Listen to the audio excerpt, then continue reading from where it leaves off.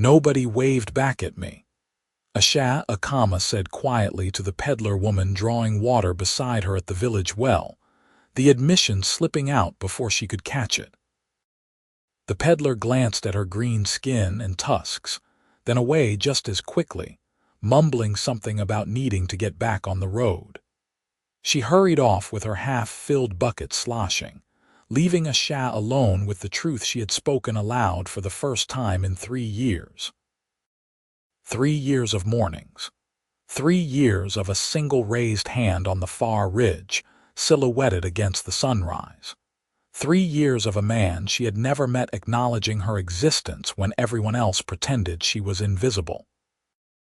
The toll crossing had been Asha's home for nearly 5 years now, a lonely post where the eastern road crossed the shallow ford. The regional governor had appointed her to the position not out of any sense of fairness, but because no human wanted to live that far from the nearest village, and because orcs worked cheaper.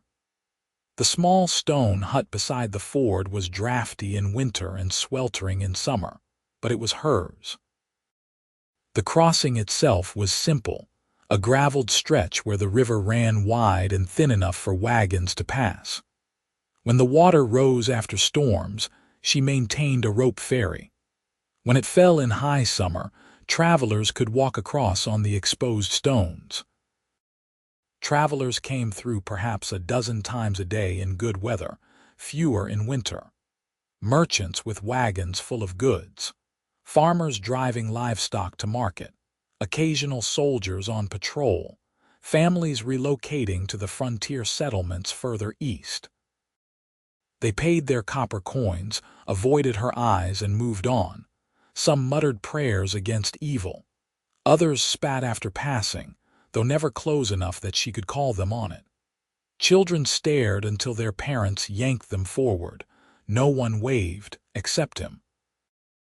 Asha had first noticed the farmer on her 9th day at the crossing. His property sat on a ridge perhaps half a mile to the north, visible from her hut's single window. The land rose in gentle swells from the river valley, and his farmstead occupied a prime position with good drainage and southern exposure. She could see the dark outline of his barn, the smaller shape of his house, and in the early morning light, a solitary figure who stepped out onto his porch each dawn.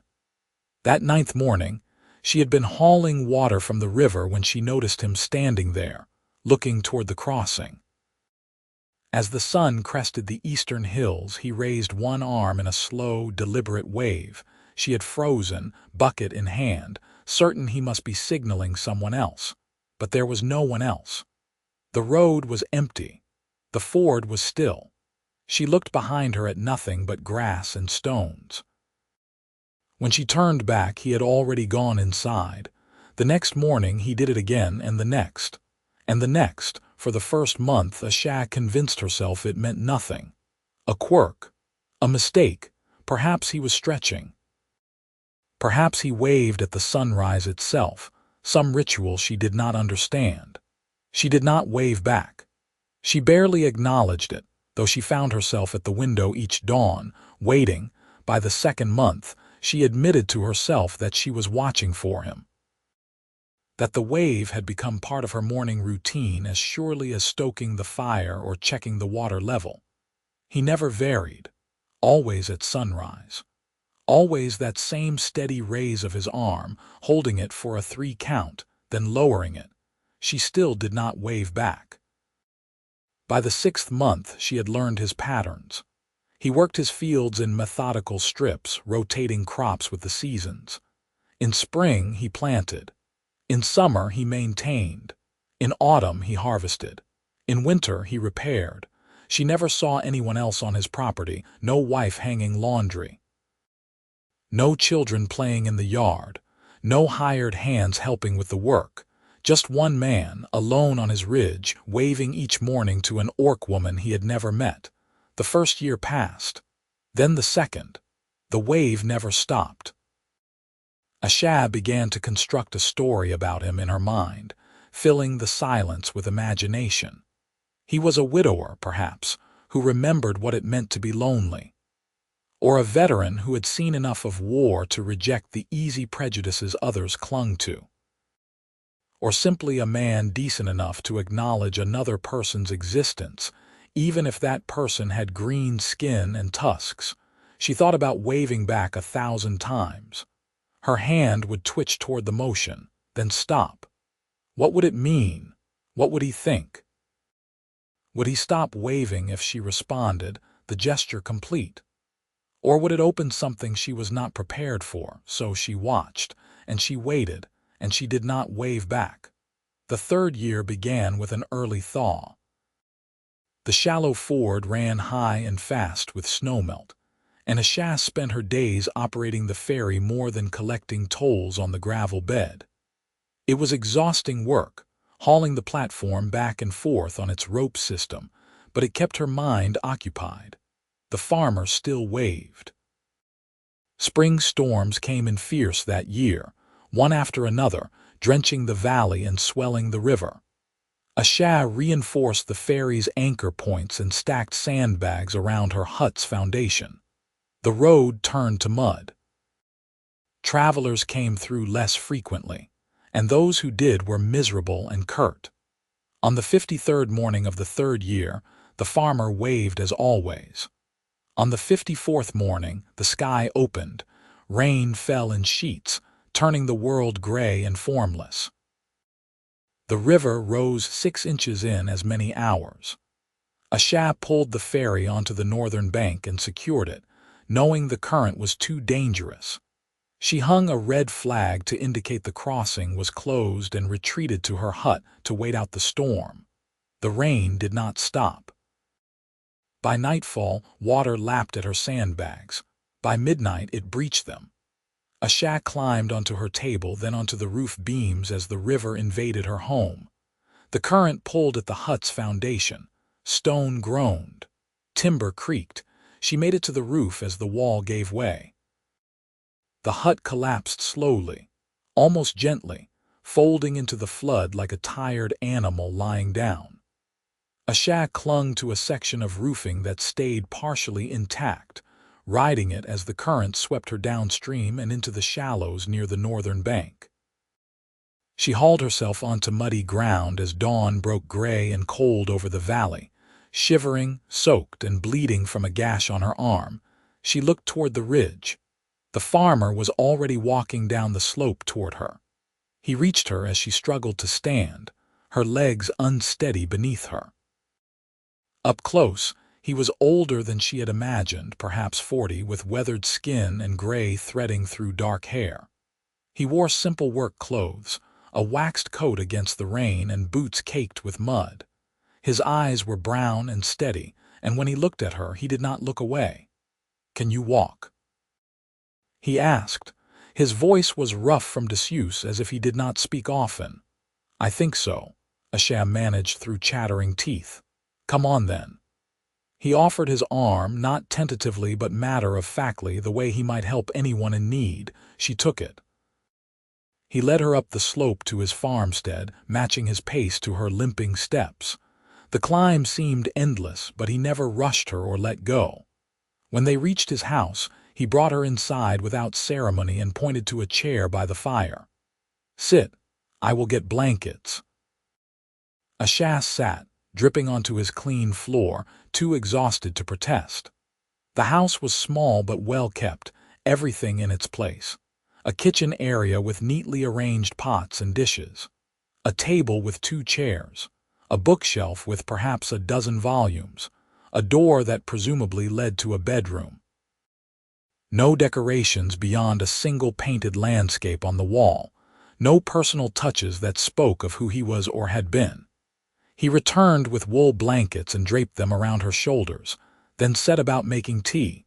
She watched his hands as he worked, scarred and calloused but surprisingly dexterous. He moved with the economy of someone accustomed to doing everything himself. "Your crossing is gone," he said, not looking at her as he poured hot water over tea leaves. "I know. You're home too." "Yes." He brought her the cup, and their fingers brushed as she took it. He pulled back quickly but not unkindly. "You will stay here until the water goes down. There is a spare room." It was not a question, but Asha found herself answering anyway. "I cannot impose. You are not imposing. You are surviving a flood." He sat in the other chair, holding his own cup. "I am Seth Xander, Asha Akama. I know I asked in the village once." That surprised her enough that she looked up from her tea. "You asked about me 2 years ago. The storekeeper told me your name and that you were trouble." Seth's expression did not change. "I do not think you are trouble." "Why did you want to know?" Seemed rude to wave at someone every morning without knowing their name. Asha felt something tight in her chest loosen slightly. "Why do you wave?" Seth was quiet for a long moment, staring into his tea. When he spoke, his voice was even softer than before. "My wife died 7 years ago, fever. After that I stopped seeing people, stopped going to town unless I had to, stopped speaking much at all. I was angry at everything and everyone." He paused. "Then you came to the crossing. Each morning I would see you down there doing your work. Alone like I was alone. One day I raised my hand without thinking about it, and you were still there the next morning. So I did it again. It became the only thing I did each day that connected me to anyone else. It reminded me that I was still alive, still capable of acknowledging another person." "I never waved back," Asha said quietly. "I know. I did not wave because I expected something back. I waved because it needed to be done." They sat in silence, drinking tea, listening to the rain drum on the roof. Asha felt the warmth slowly returning to her limbs, though her arm still throbbed where she had cut it. "Let me see that," Seth said, nodding toward the injury. She hesitated, then unwrapped the makeshift bandage she had tied around it. The gash was deep but clean, running from elbow to wrist. Seth fetched water and clean cloth, then set to washing the wound with careful precision.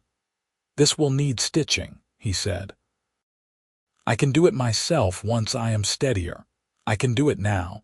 I stitched plenty of wounds during the war. You were a soldier, long time ago, different life." He threaded a needle with practiced ease. "This will hurt." It did hurt, but Asha had endured worse. She watched his face as he worked, noting the deep concentration, the slight frown of focus. His hands were steady and sure. When he finished, he tied off the thread and bandaged the arm properly. "Thank you," Asha said. Seth just nodded and began cleaning up the supplies. The rain continued its relentless assault on the valley below. The spare room was tiny, barely large enough for the narrow bed and small chest of drawers it contained, but it was dry and warm. Seth brought her clothes that had belonged to his wife, altered over the years for his own use but still serviceable.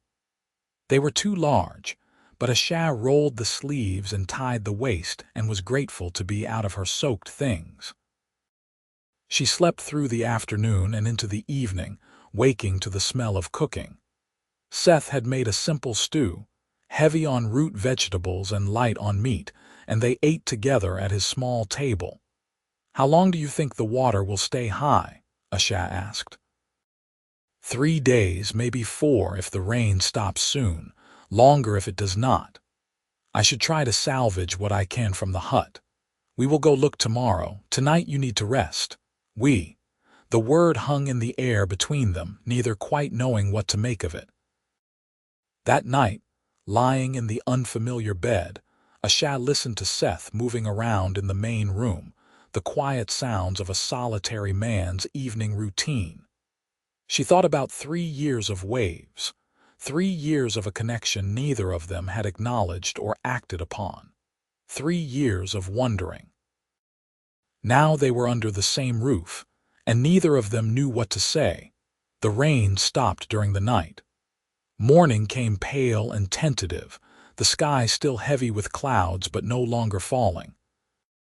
Seth waved from his porch out of habit before he seemed to remember that Asha was inside his house, not down at the crossing. He lowered his hand and looked embarrassed, the first crack in his stoic composure. Asha, watching from the window, raised her hand and waved back. Seth's expression shifted, something like surprise and relief and sadness all mixed together. He stood there for a moment, then nodded once and went inside to make breakfast. They walked down to the crossing after eating. The river still ran high and brown, littered with debris. Asha's hut was gone entirely, swept away overnight. The ferry platform had torn loose and wedged itself against a stand of trees half a mile downstream. The rope system hung in tatters. Even the gravel ford bed had been scoured by the current, deep channels carved where the crossing used to be smooth.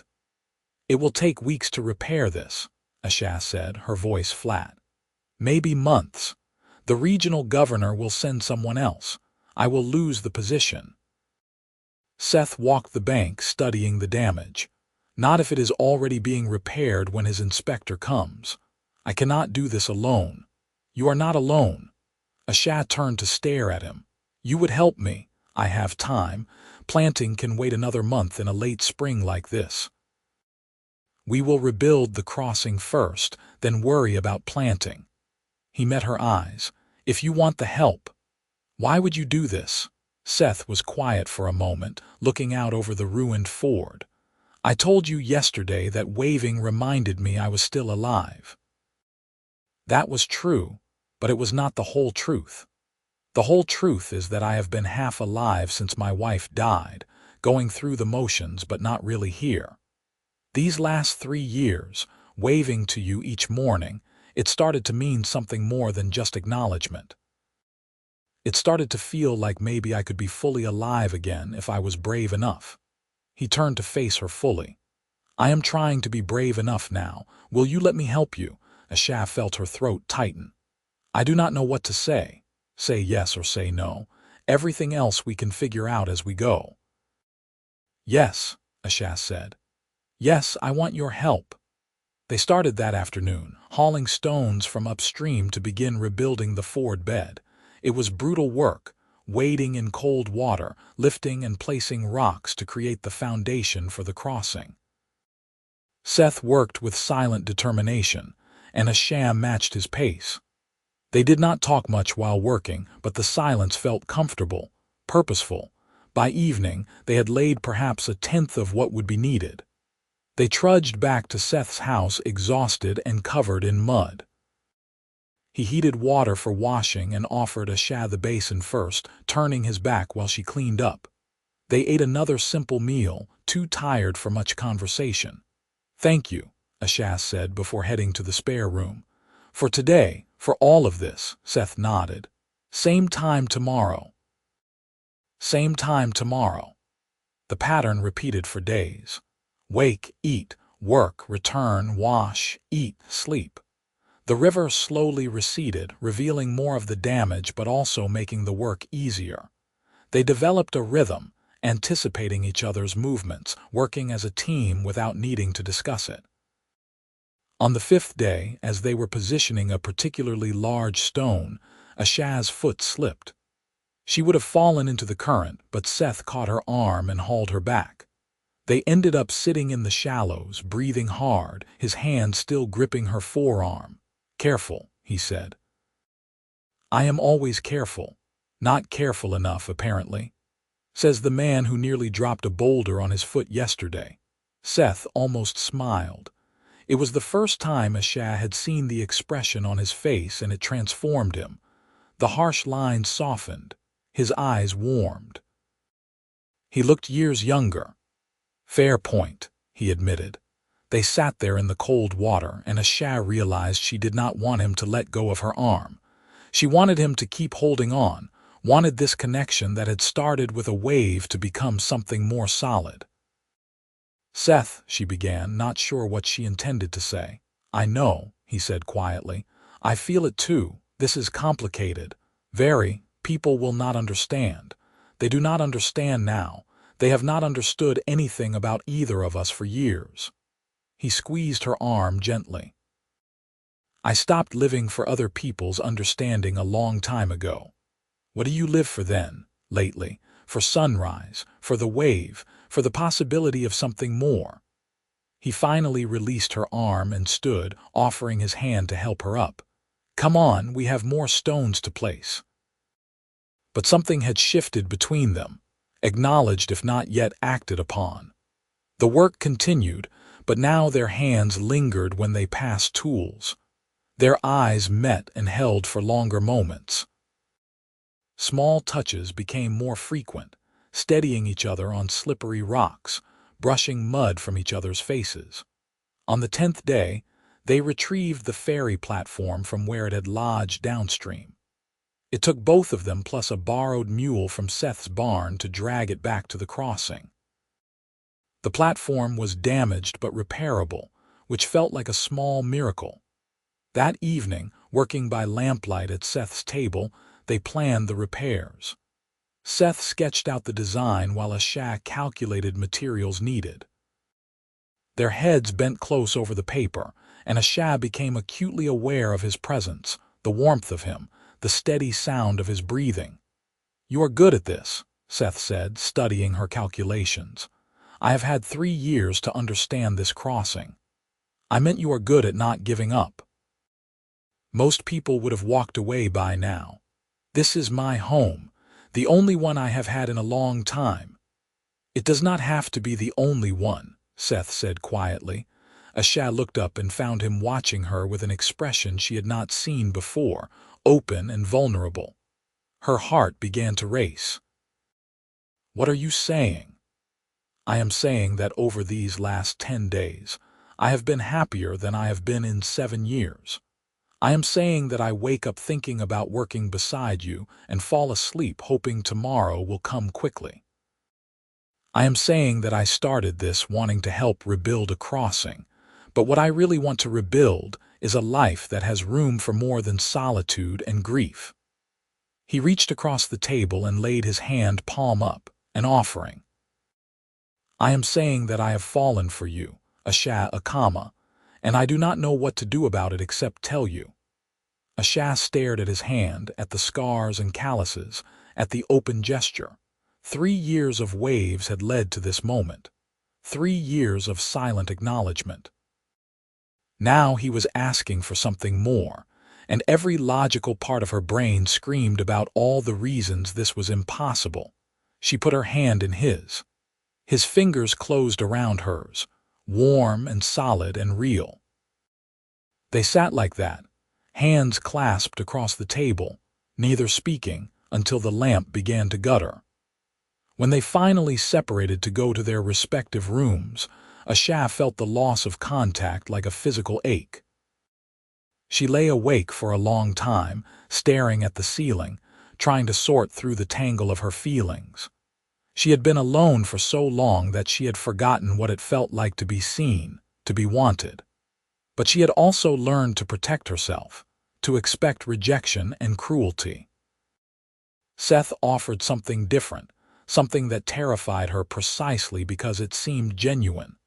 Sometime past midnight, she heard him moving around in the main room, clearly as sleepless as she was. She rose and padded to the doorway. Seth stood at the window, looking out at the darkness where the crossing lay hidden. He turned when he heard her. "Cannot sleep?" he asked. "No, you either. Too much thinking." Asha crossed the room to stand beside him. "What are you thinking about, all the ways this could go wrong?" "All the ways I could hurt you or you could hurt me. All the reasons we should be sensible and keep our distance." He turned to face her. "And then I remember that I have been keeping my distance for 3 years, and it has not made anything easier. It has just made me lonely." "I am afraid," Asha admitted. "Of me, of this, of hoping. I have not let myself hope for much in a very long time." Seth reached up slowly, giving her time to pull away, and brushed a strand of hair from her face. His fingers were gentle against her skin. "Hope is terrifying. Believe me, I know. But I think maybe it is worth the risk." Asha leaned into his touch without thinking, and Seth drew her closer. She rested her forehead against his chest, feeling his heart beat steady and strong. His arms came around her, holding her with a care that made her throat tight. They stood like that for a long time, just holding each other in the darkness. When they finally separated, Seth brushed his thumb across her cheek, and Asha realized she was crying. "I am sorry," she said. "Do not be sorry. Not for this." They went back to their separate rooms, but something had broken open between them, and there was no going back. The work on the crossing took on new energy. They talked more as they worked, sharing stories. Seth told her about growing up on a farm 2 valleys over, about joining the army at 18 and spending 5 years in border conflicts, about coming home and marrying a woman named Clara, who had taught him that the world held more than violence and duty, about losing her and forgetting those lessons until a green-skinned woman at a ford reminded him. Asha told him about growing up in an orc settlement, about leaving when she was 20 because she wanted to see more of the world, about discovering that the world saw her as a monster, about taking the toll crossing position because it was the only job offered to her, and about learning to find contentment in solitude because it seemed safer than hoping for connection. "I am glad you took the position," Seth said, "even though it took a flood to get us talking. I would have come down eventually. Another year or two, I might have worked up the courage to actually walk to the crossing instead of just waving from my porch." Asha laughed, and Seth smiled at the sound. By the end of the 3rd week, the ford bed was fully restored, stronger than it had been before. They had learned through trial and error, adjusting their techniques, building something that could withstand the next flood. The ferry platform was repaired and rehung, the rope system replaced with a sturdier design. The hut, however, remained a problem. The original foundation was ruined, and Asha lacked the funds to hire builders. She had a small amount saved from her toll-keeper wages, but it was not nearly enough. "I will speak to the governor's office," Asha said one evening, studying the empty space where her home had stood. "See if they will provide funds to rebuild." "They will not," Seth said bluntly. "They will say it was an act of nature and that you are responsible for maintaining your own dwelling. I know how they operate. Then I will rebuild it myself, piece by piece. It will take time, but I can do it." Seth was quiet for a moment. "Or you could stay." Asha turned to look at him. "Stay where? At the house? With me?" He met her eyes. "I know we have only been living under the same roof for a few weeks, and I know this is fast, but I do not want you to leave. I like having you there. I like cooking for 2 and having someone to talk to and waking up knowing you are in the next room. I like all of it, and I do not want it to end just because the crossing is fixed. Seth, I am not asking you to make any promises or commitments. I am just asking you to stay while you figure out what comes next. The house has room. You would have your own space. We can be as careful or as bold as you want to be, but please stay." Asha felt the weight of the decision pressing on her. Staying meant admitting this was real. Staying meant being vulnerable. Staying meant hoping. "Yes," she said, "I will stay." Relief washed over Seth's face. He pulled her into his arms, and this time when he held her, she let herself hold him back just as tightly. The next morning, Seth waved from his porch out of habit, then laughed at himself when he remembered Asha was inside making breakfast. She came out to join him, and they stood together watching the sunrise over the repaired crossing. "I suppose I will have to find a new morning ritual," Seth said. "You could still wave, just to the sunrise itself, like I thought you were doing all along, or I could do this." He took her hand and raised it with his, both of them waving at the empty road below. Asha smiled. "I think I prefer this version." The regional inspector came 2 weeks later, a sour-faced bureaucrat who clearly expected to find the crossing in ruins and an orc woman who had failed her duties. Instead, he found a fully operational ford with improved drainage, a reinforced ferry system, and detailed documentation of all repairs. "This is acceptable," he said grudgingly, signing off on his inspection report. "The crossing remains under your management, Akama. Try not to lose it in the next flood." After he left, Asha and Seth celebrated with a bottle of wine Seth had been saving for no particular occasion. They sat on his porch as evening fell, watching the road below. "I spoke to the carpenter in the village," Seth said. "He owes me a favor. He will help us build a proper station house at the crossing, something bigger than your old hut. Room for you to keep records and store supplies, maybe even a small second room."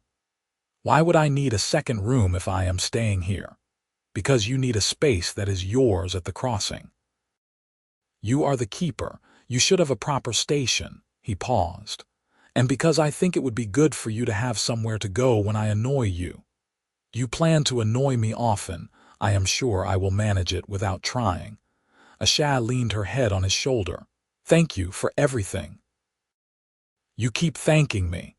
You rebuilt that crossing as much as I did."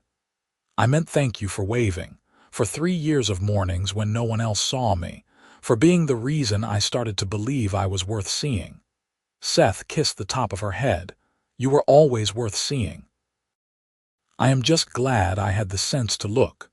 Summer came to the valley, and with it the kind of heat that made the river shallow and slow. Trade picked up along the road. Travelers crossed the ford regularly, paying their tolls, and while some still avoided Asha's eyes or muttered under their breath, others began to nod in greeting. A few even remarked on the improved condition of the crossing. Seth helped build the new station house, working alongside the carpenter and Asha. It was larger than her old hut, with proper windows and a stone foundation that would withstand the next flood. There was a main room for conducting business and a back room with a bed and small stove. Asha furnished it simply, but it felt like hers in a way the old hut never had. She spent her days at the crossing and her evenings at Seth's house. They fell into a domestic rhythm that felt both strange and utterly natural. She cooked sometimes, he cooked sometimes. They cleaned and mended and talked about everything and nothing. Some nights they sat in comfortable silence. Other nights they stayed up late debating philosophy or swapping stories. And slowly, carefully, their relationship deepened beyond words. It started with touches that lingered. His hand on the small of her back, her fingers brushing his arm, small intimacies that grew bolder. Then one evening, sitting together on the porch after a long day, Seth cupped her face in his hands and kissed her. It was gentle and tentative, asking rather than demanding. Asha kissed him back and felt the last of her defenses crumble. This was real. This was happening. This was hers. They took their time learning each other, finding what brought joy and comfort. Seth was patient and attentive, and Asha discovered that she had forgotten how to accept tenderness. She relearned it in his arms night by night as summer deepened. The village began to notice. Of course they did. People talked. The orc woman living with the hermit farmer. The man who had shut himself away after his wife's death, now seen regularly with an orc at his side when he came to town for supplies. The rumors ran from scandalous to vicious. Seth ignored them entirely. When the storekeeper made a snide comment within his hearing, Seth simply moved his business to a different shop. When a group of young men tried to start trouble with Asha at the market, Seth appeared at her side and stared them down with the cold-eyed competence of a man who had seen real violence and was not impressed by boys playing tough. "Do not do that," Asha said afterward as they walked back to the wagon. "I can handle myself." "I know you can, but you should not have to, not for the crime of existing. People will never accept us. Some will, some will not. I stopped caring about the opinions of small-minded people a long time ago. He loaded their supplies into the wagon. The ones who matter will come around. The ones who do not matter can choke on their judgment. Asha laughed despite herself. Seth's bluntness was refreshing. One person who did come around was Seth's neighbor to the east, an older farmer named Thomas Yates who had fought alongside Seth during the war. Thomas stopped by one afternoon while Seth and Asha were repairing a fence. "Heard talk in town," Thomas said without preamble. "Wanted to see for myself." "See what?" Seth asked, not pausing in his work. "Whether you had lost your mind like everyone says." "And your verdict?" Thomas studied Asha, who met his gaze steadily. Then he turned back to Seth. "Seems to me you have found your mind for the first time in years. She is good for you." "Anyone with eyes can see it," Seth smiled. "Glad you approve. Do not give a damn if I approve or not. Just wanted you to know I will shut down the nastier talk when I hear it. Figure you would do the same for me." "I would." Thomas nodded and left without further comment. It was a small thing, but it mattered. Autumn arrived, painting the valley in shades of gold and crimson. Seth harvested his fields with Asha's help, and they stored the yield in his barn. It was a good harvest, better than he had managed in years, and he attributed it to having a reason to care about the results. "Next year I want to expand," he said one evening, reviewing his plans. "Plant more wheat, maybe try barley in the lower field. If the yield is as good, I could hire help for the harvest." "Planning for the future," Asha observed. "For the first time in a long time, yes." He looked at her across the table. "Does that bother you?" "No, it makes me happy. I like seeing you think ahead." "I am thinking ahead because I want a future with you in it. I need you to know that. This is not temporary for me." Asha reached across and took his hand. "It is not temporary for me either." "Good." Seth squeezed her fingers. "There is something I want to ask you, but I want to wait until the time is right." "What is it?" "If I tell you now, then I am not waiting, am I?" Asha smiled. "I suppose not." Winter came hard that year, with snow that piled high and temperatures that dropped below freezing for weeks. The crossing saw little traffic, and Asha spent most of her time at Seth's house. They burned through cords of firewood, keeping warm, and spent long evenings by the fire reading or talking or simply being together. One night, Seth asked her to tell him about Orc traditions.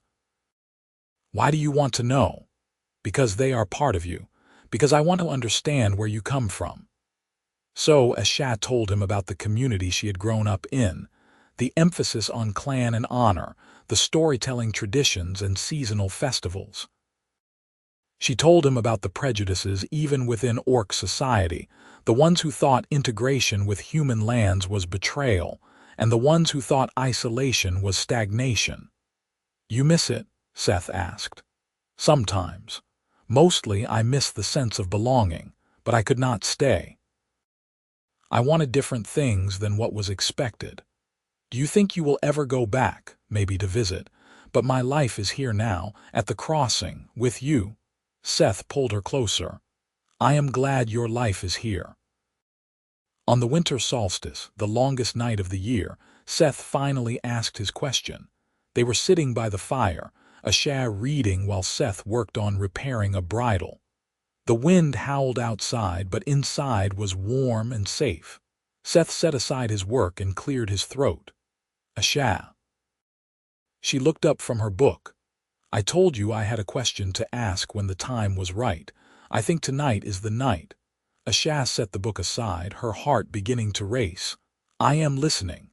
Seth knelt beside her chair, taking her hands in his. "I have been alone for a long time.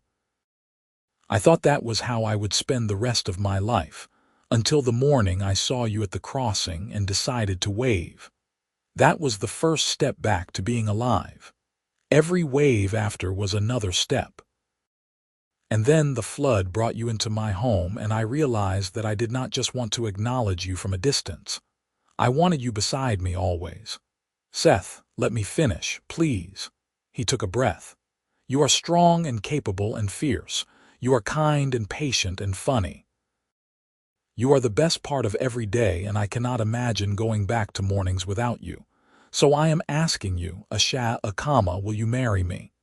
Will you share this life officially, not just as a keeper who stays at a farmer's house, but as my wife? Asha felt tears streaming down her face. Yes. Yes. Of course, yes. Seth slipped a ring onto her finger, a simple band he had commissioned from the smith in secret. Then he stood and pulled her into his arms, and they held each other while the fire crackled and the wind sang outside.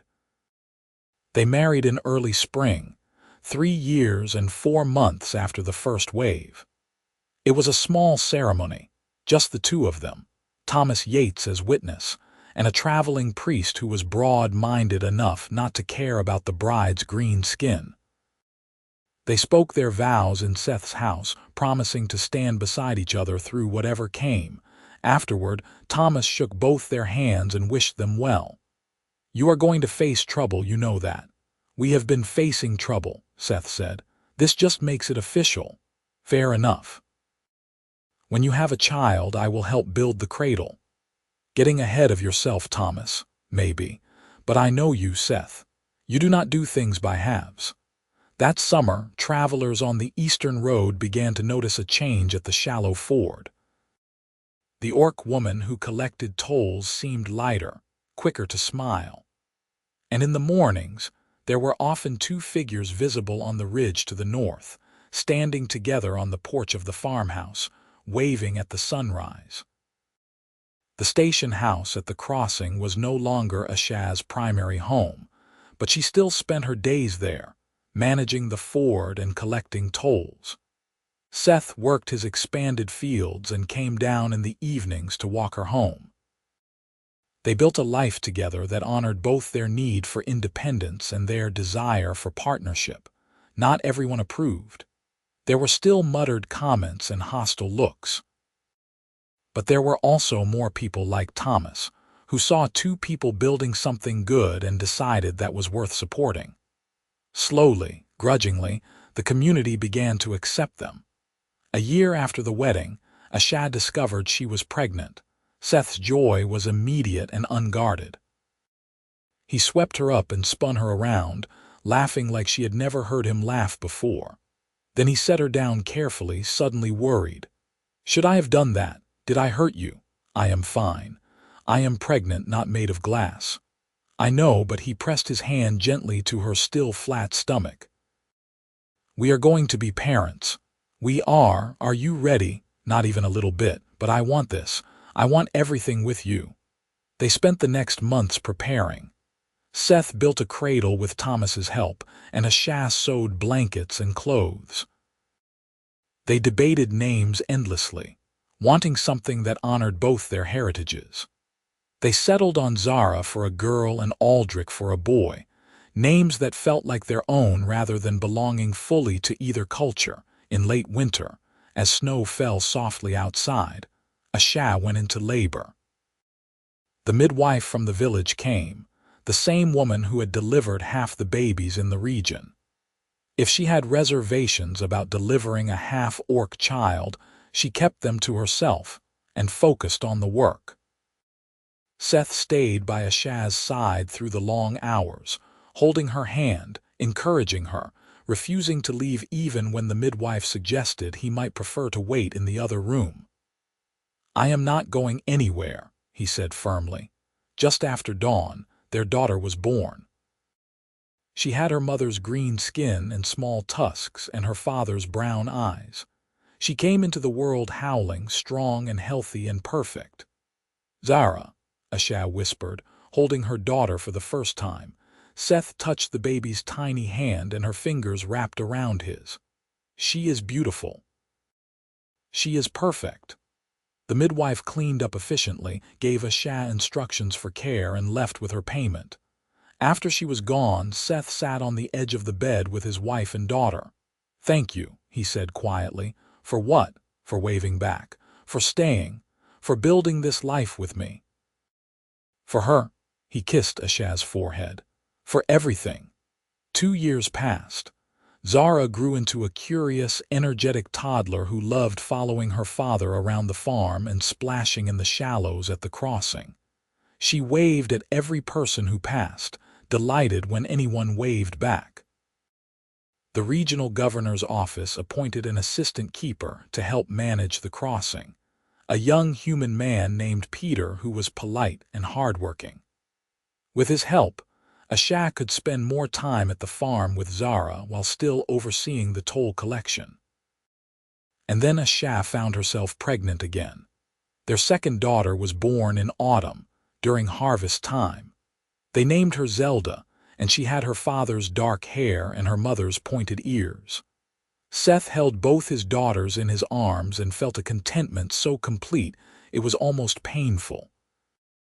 "I never thought I would have this again," he told Asha. "A family, children, a full house. Are you happy? I am happier than I knew how to be." Life settled into a new rhythm. Seth farmed, Asha managed the crossing with Peter's help, and they raised their daughters together. The village had fully accepted them by now, the novelty worn off, replaced by the mundane reality of neighbors. Children played with Zara and Zelda without caring about green skin or tusks. Thomas became an honorary grandfather, teaching the girls to whittle and telling them stories about their father's younger days. 3 more years passed. Seth was 49 now, Asha 35. Zara was 5 and starting to learn her letters. Zelda was 2 and into everything. The farm prospered. The crossing ran smoothly. Life was good. One morning in early spring, 10 years after that first wave, Seth stood on his porch and looked down at the crossing. Peter was there, operating the ferry for an early caravan. Asha stood beside Seth, holding Zelda on her hip while Zara ran circles in the yard. "You remember when we were strangers?" Asha asked. "I remember waving every morning and hoping you would notice." "I noticed, I always noticed. I was just too afraid to respond. And now?" Asha raised her free hand and waved at Peter below. The young man waved back cheerfully. She turned to Seth. "Now I am not afraid of anything as long as you are beside me." Seth pulled her close and kissed her. Zara made exaggerated gagging sounds and they both laughed. That afternoon, the regional governor's office sent a letter. They were reassigning the toll crossing to Peter full-time. Asha was being offered a position overseeing multiple crossings in the region, a promotion with better pay, and the option to delegate the daily work. "This is what you wanted," Seth said, reading the letter. "Recognition, advancement." "It is also what you feared," Asha replied, "me being gone more often." "Some, but I know you are good at this work, and Peter has proven himself reliable at the crossing. The question is whether you want it." Asha thought about it carefully. Part of her wanted the challenge and validation, but another part, the part that had learned to value the life she had built, resisted leaving it. "What if I countered with a different proposal?" she said slowly. "What if I recommended Peter for the regional position instead? He is young, ambitious, and capable. And what if I stayed here, kept the crossing, and trained other keepers who can bring better practices to their posts?" Seth smiled. "You want to stay. I want to stay. I have spent my whole life moving, running, looking for something better. I finally found it here with you. I do not want to leave." "Then write your counter-proposal. I will support whatever you decide." Asha drafted her letter that evening, recommending Peter and outlining her plan to improve toll crossing operations through training and consultation. The regional office accepted, pleased to have solved their staffing issue with minimal disruption. Life continued. Seasons turned. The girls grew. Seth's hair went fully gray. Asha found silver strands in her own dark hair. They watched their daughters thrive, saw them make friends and learn skills and develop into their own people. Zara inherited her mother's head for numbers and her father's steady patience. Zelda was all energy and curiosity. asking endless questions about everything.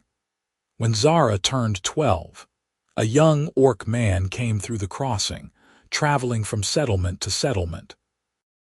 He spent an evening at the farm, talking with Asha about the orc communities, and remarked on how unusual her situation was.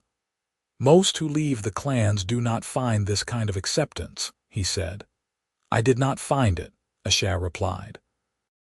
"I built it alongside someone who believed I was worth the effort." The young man looked at Seth, who was teaching Zelda to throw a knife at a target. "He seems like a good man, the best I have known. Your daughters are fortunate. We are all fortunate. We chose each other and we keep choosing each other. That is what makes it work." After the young man left, Zara asked her mother about the orc clans.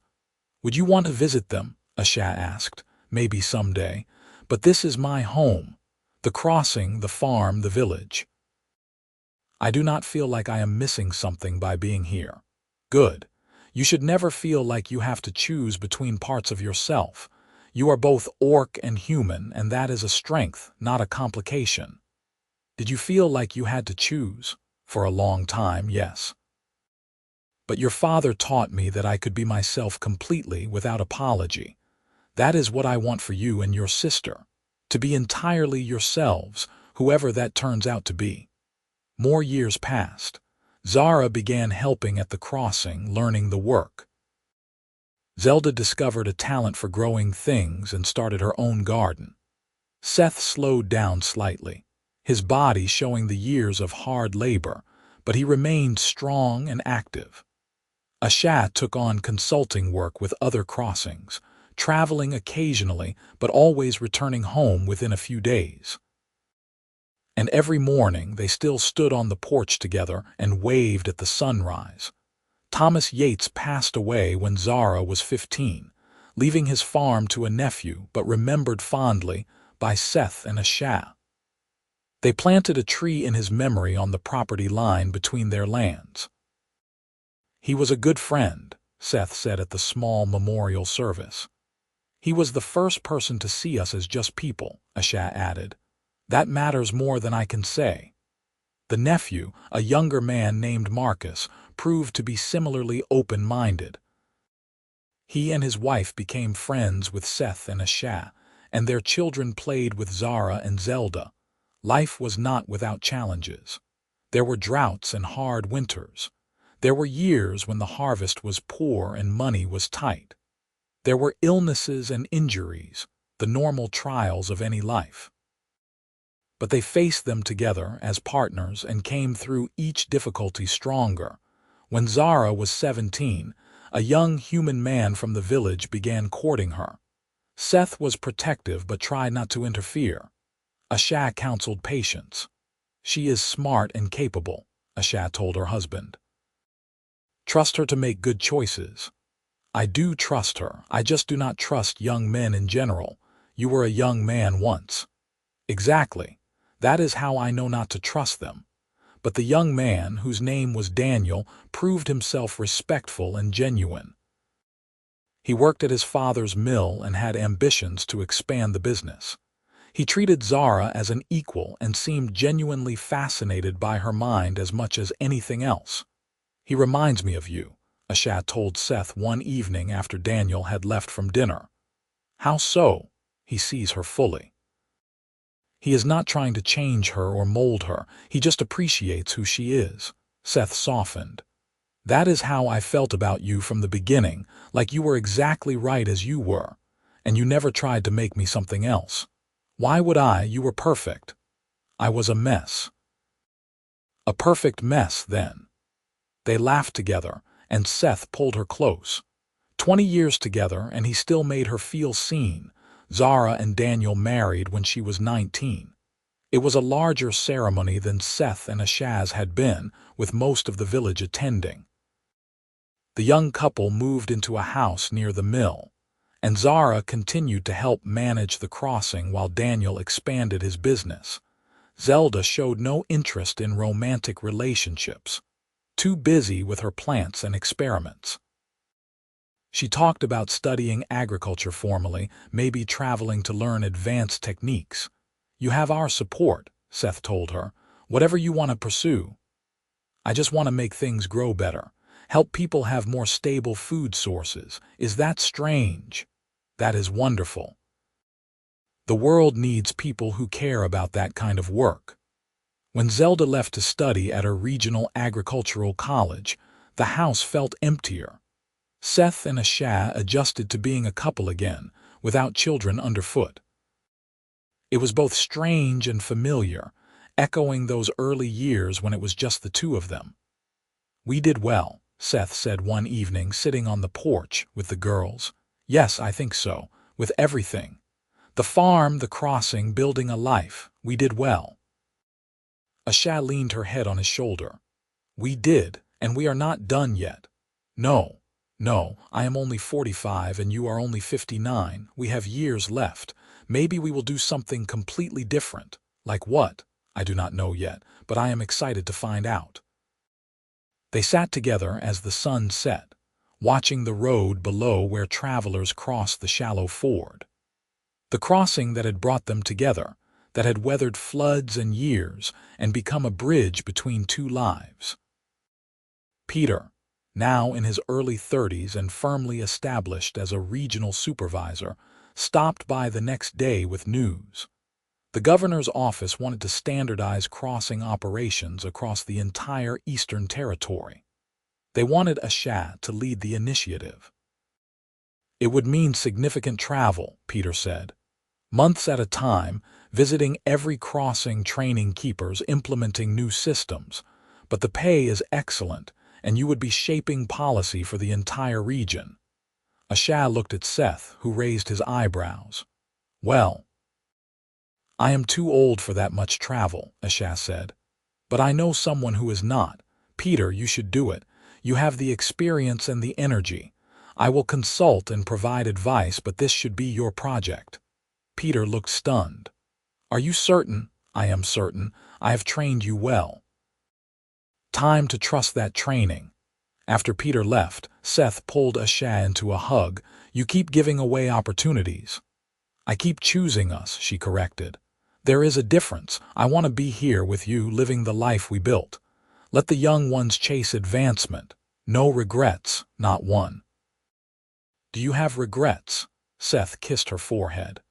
My only regret is that I did not walk down to the crossing sooner, that I spent 3 years waving from a distance when I could have been talking to you. The waiting made the arrival sweeter, maybe, but I would have liked more time. We have time now. Let us not waste it. They did not waste it. They spent their days working side by side, Seth on the farm and Asha at the crossing, coming together each evening. They traveled occasionally, visiting Zara and her growing family, checking on Zelda's progress at the college. They hosted gatherings and became the elder couple others came to for advice. They grew old together, slowly and contentedly. When Seth turned 65, he began teaching Marcus's son about farming, passing on knowledge the way Thomas had once passed it to him. When Asha turned 50, she officially retired from the crossing, leaving it entirely in the hands of a new keeper she had trained herself. We are becoming the old generation, Seth observed. We have been the old generation for a while now.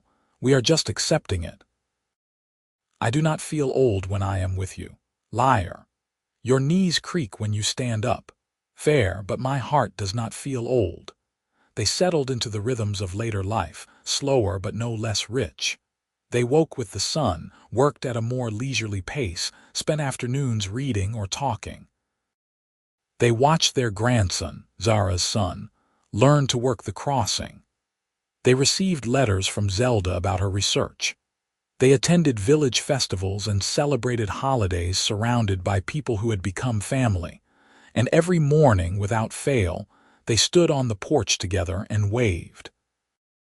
One morning, 27 years after that first wave, Seth's hand shook slightly as he raised it. Asha noticed but said nothing, just took his hand in hers and raised them both together. Still waving, Seth said softly, still waving. Asha agreed. I love you. I have loved you from that first wave, I think. Before I knew what it meant, I loved you. I love you too. Thank you for seeing me when no one else did. Thank you for waving back. Finally. They stood together, hands raised to the sunrise. Two people who had built something lasting from the simplest of gestures. Below them, the shallow ford flowed steady and clear, carrying travelers east and west as it had for 30 years. The crossing was solid, well-maintained, a testament to what could be built with patience and care. Asha looked down at the crossing, thinking about the lonely woman she had been, standing at the water's edge collecting tolls and believing she would always be invisible. She thought about 3 years of watching a distant figure wave, too afraid to respond, too hurt to hope, and she thought about the moment she finally waved back in Seth's kitchen, acknowledging what had been building all along. Come on, she said, squeezing Seth's hand. Let us make breakfast. You just want my pancakes. I always want your pancakes. That is part of why I married you. Only part, a significant part. The rest was your devastatingly good looks and charming personality. Seth snorted. Liar, maybe, but you will never know for sure. They went inside, bickering affectionately, and the sun continued its climb over the valley. The day was beginning as it had begun for nearly 3 decades, with two people who had found each other across distance and difference, and decided that what they had was worth keeping.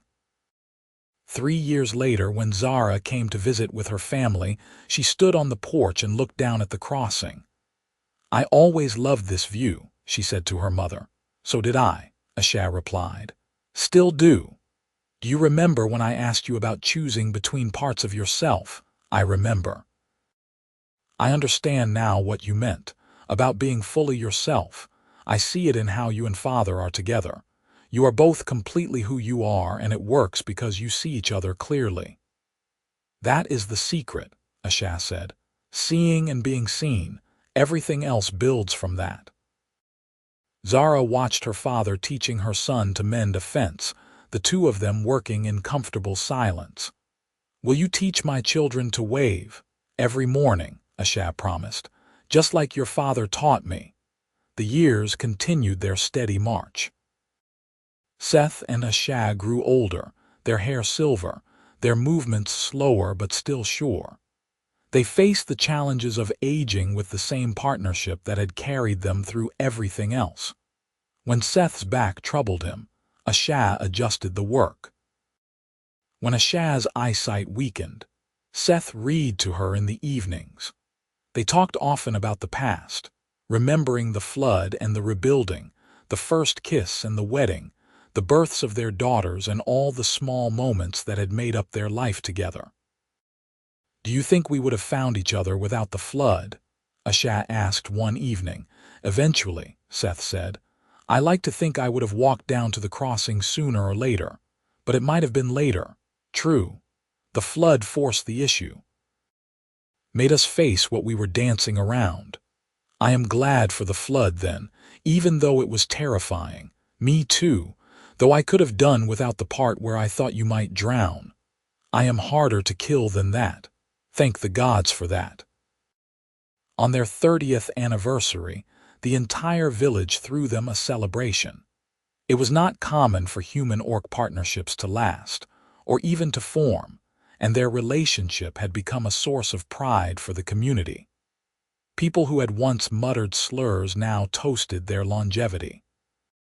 Children who had grown up seeing them together thought nothing of mixed families.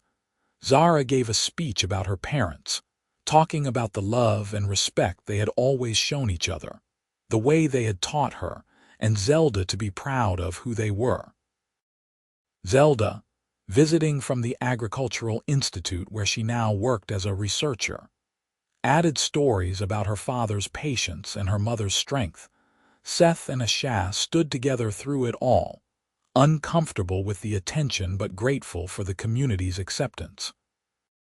30 years, Seth said when they finally had a moment alone. Never thought I would make it this long, regretting it, Asha teased. Not for a second. Best 30 years of my life. Even though I am stubborn and difficult, especially because of that. You keep me honest. They danced together, moving slowly to the music, surrounded by friends and family. Asha rested her head on Seth's chest, listening to his heartbeat, feeling the solid warmth of him. 3 decades together, and she still felt the same flutter of joy when he held her. "Thank you for waving," she whispered. "Thank you for waving back." Years later, when they were both deep into their 70s and their bodies had slowed considerably, they still kept the morning ritual. Every day they stood on the porch together, hands raised to the sunrise. Their waves were slower now, but no less meaningful. The crossing below was run by Zara's son now, a capable young man who had inherited his grandmother's skill with numbers and his grandfather's steady temperament. He waved up at them each morning, continuing the tradition. One morning, Asha looked at the crossing and had an idea. "I want to train someone new," she said to Seth. "Train them for what? For the crossing. Not to replace our grandson, but to learn the work.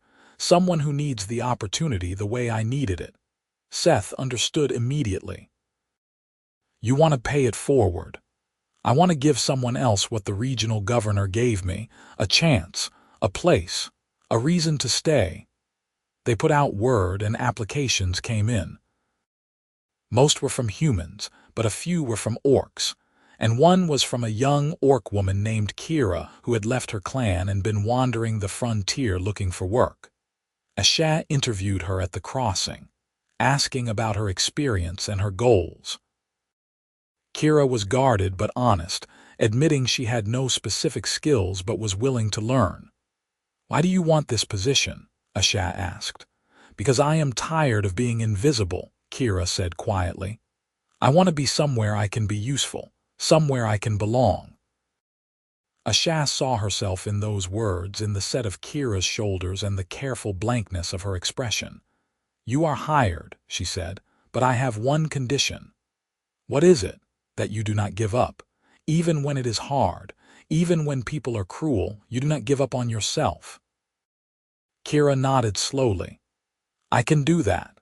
Asha trained her carefully, teaching her not just the practical skills of managing a crossing but the emotional ones of enduring prejudice with dignity.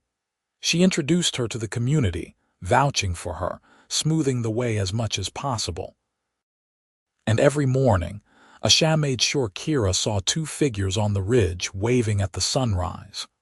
"Why do you wave?" Kira asked one day. "Because someone waved at me first," Asha said. "For 3 years every morning, a man I had never met raised his hand in greeting.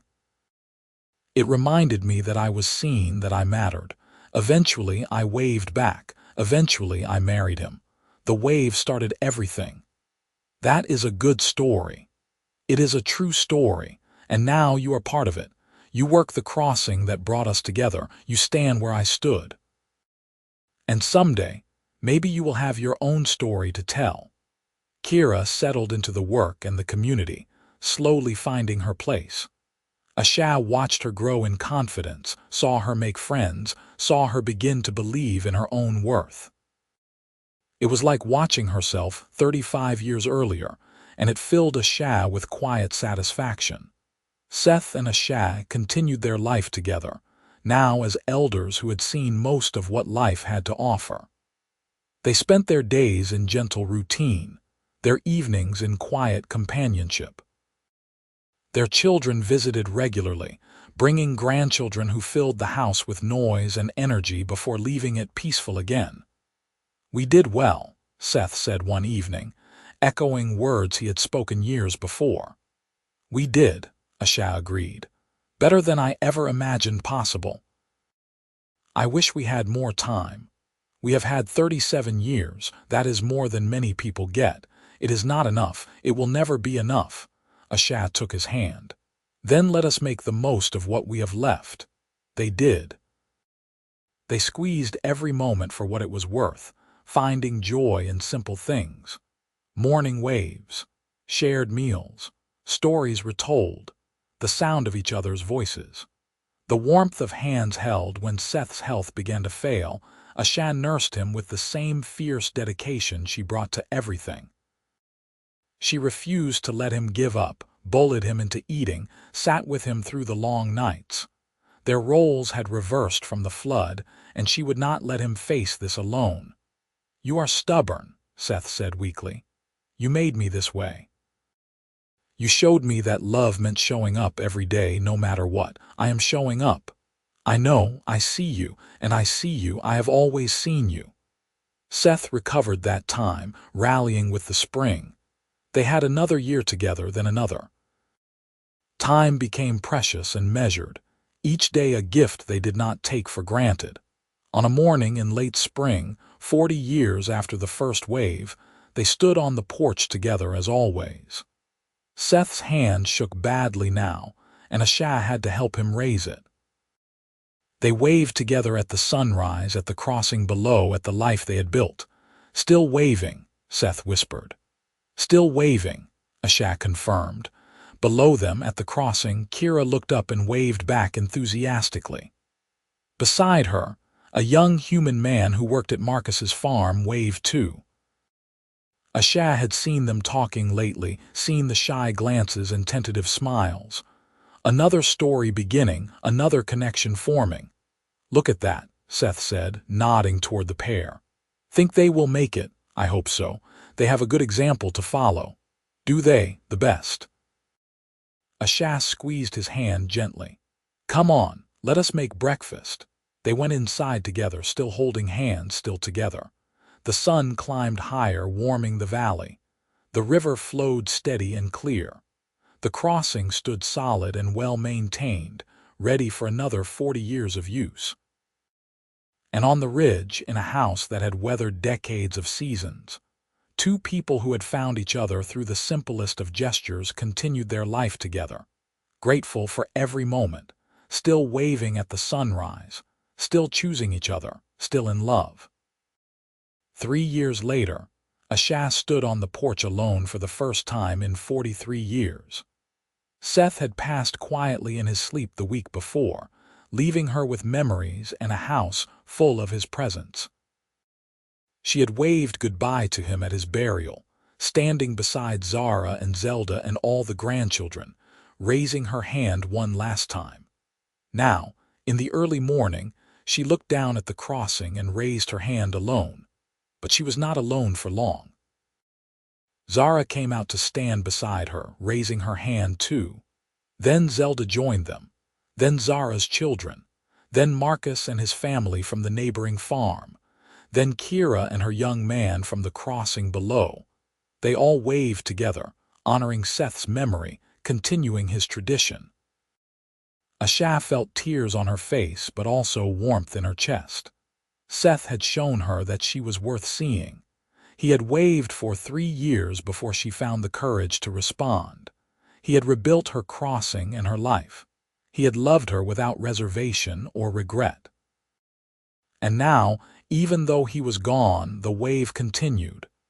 The gesture that had started everything still connected them to each other and to the community they had built.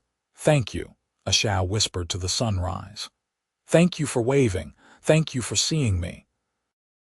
Thank you for 43 years of mornings." The sun rose higher, gilding the valley in gold.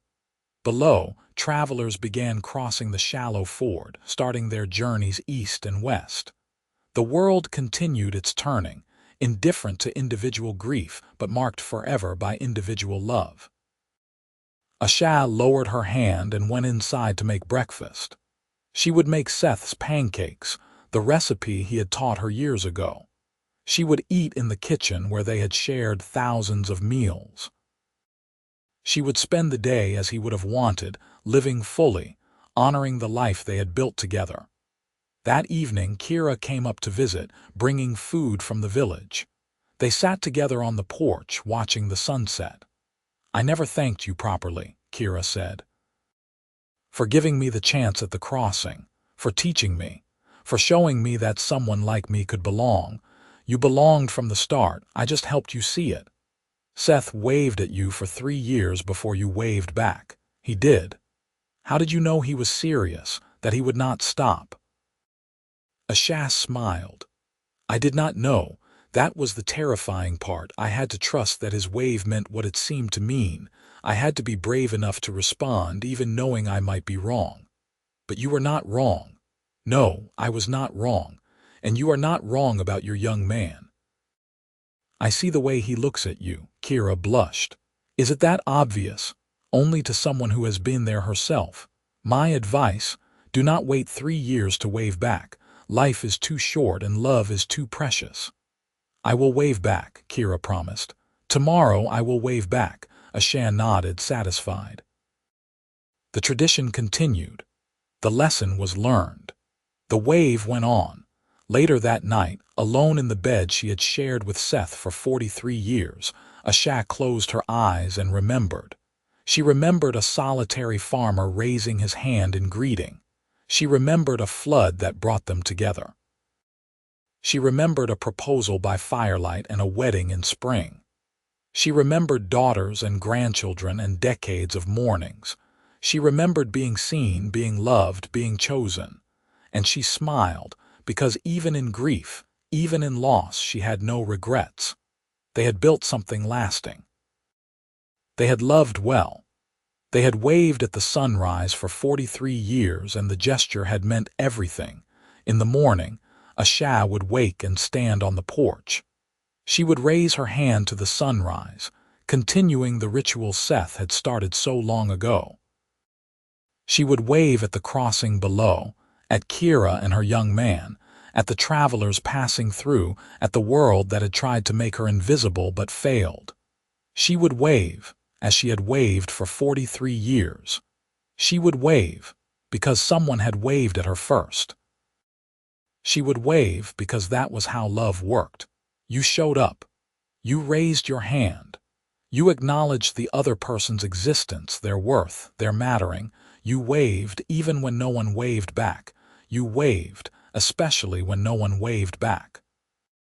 Because sometimes, if you were patient enough, if you were constant enough, someone would finally raise their hand in return, and everything would begin.